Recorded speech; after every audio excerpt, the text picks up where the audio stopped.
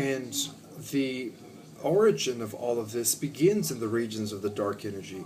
The dark energy are the celestial realms without beginning or end. The etheric spheres or the dark matter are the extension by virtue of lowering its frequency. So the family, the descending cosmic family of light in which we are a part of, began way before the formation or the final extension of the galactic systems, which is where this process of involution descends or descent of spirit into matter ends, and then the process of evolution or ascension begins.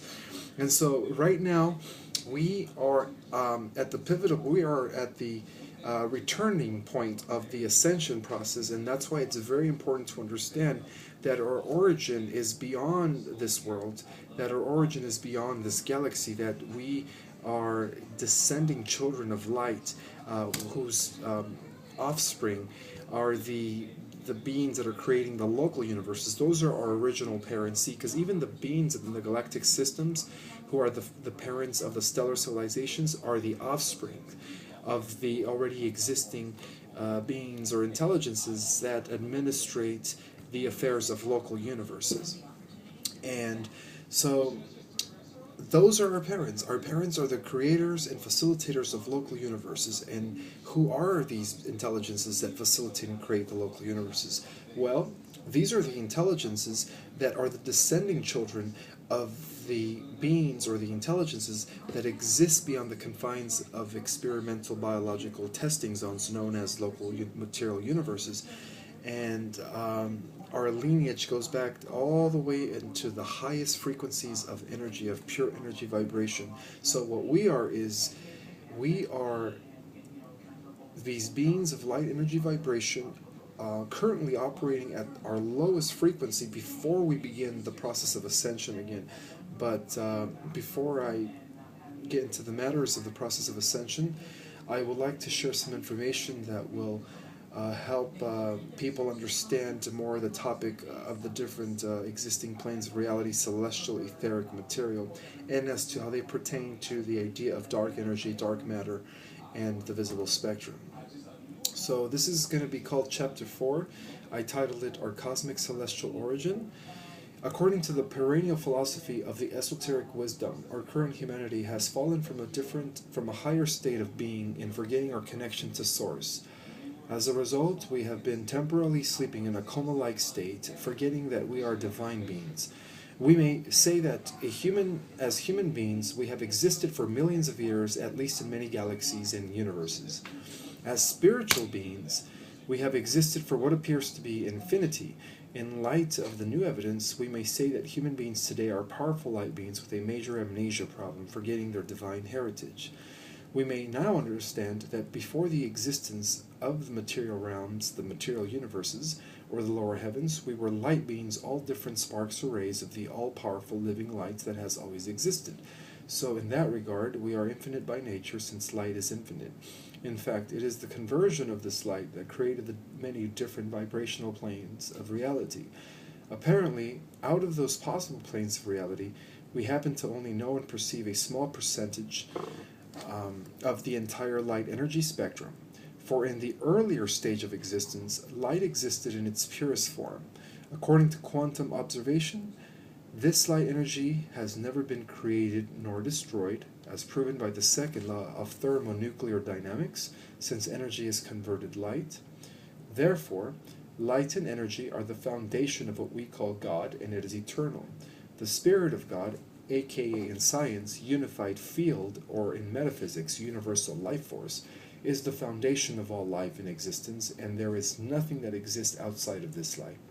Even though there are multiple levels of reality in identifying our existence, they all fall under three major planes of existence. They are the celestial, the etheric, and the physical, as each major plane also consists of varying multiple subplanes. Due to this extraordinary nature of multiple spheres of reality, it is required to embody different vehicles that have been designed for us to exist in these different planes of light energy vibrations. As mentioned in the previous chapters, in the highest level of existence we have the celestial planes of pure energy, also known as the liminal dimensions. It is where energy is at its purest vibration, pure substance, and according to the esoteric secret wisdom. This region is beyond the confines of all space and time, and it's really considered the highest levels of heaven. So let's call it the always existing spheres. In these planes, only the most pure beings or intelligences of light reside. This is perhaps what the Urantia material calls the Havona systems of the central universe, or what our cutting-edge science now calls the metaverse. The metaverse is the never-beginning, never-ending spheres of the eventuated central universe in which, according to the Urantia material, everything comes from. This cosmology will be discussed further in the next chapter. It is from the first source and center of the eternal spheres that all was made possible for the expansion into the outer void of the cosmos. This began what is known in the esoteric knowledge as one eternal round, or the expansion of light into outer darkness, and its return, which is really the lowering of vibrational frequency from its unqualified state of purity. The metaverse is it is from this first source and center of the eternal spheres that all was made possible for the extension into the outer void of the cosmos. This began what is known in the esoteric knowledge as one eternal round, or the expansion of light into outer darkness and its return. However, the process is a matter of taking this light at one outer space level at a time, for space is also infinite, and there needs to be organization. We could therefore say that the first extension or involution of pure light into the outer space level gave us the etheric plane of existence, or the middle heavens. It was in this phase that the pure light first began to step down from its pure vibration, becoming converted etheric energy, filling the first space level in the outer realms that surround the divine spheres of the always existing light, the metaverse. This etheric energy became the universal matrix of the always existing light, the metaverse, in which everything extends from. The etheric energy became the universal matrix.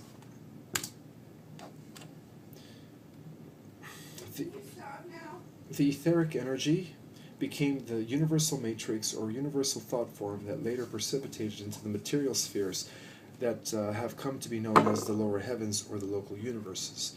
Now, due to the never-ending surrounding infinite void of the cosmos, it was prevalent for our Creator to set up a barrier or wall in a perfect circumference fashion around the eternal spheres.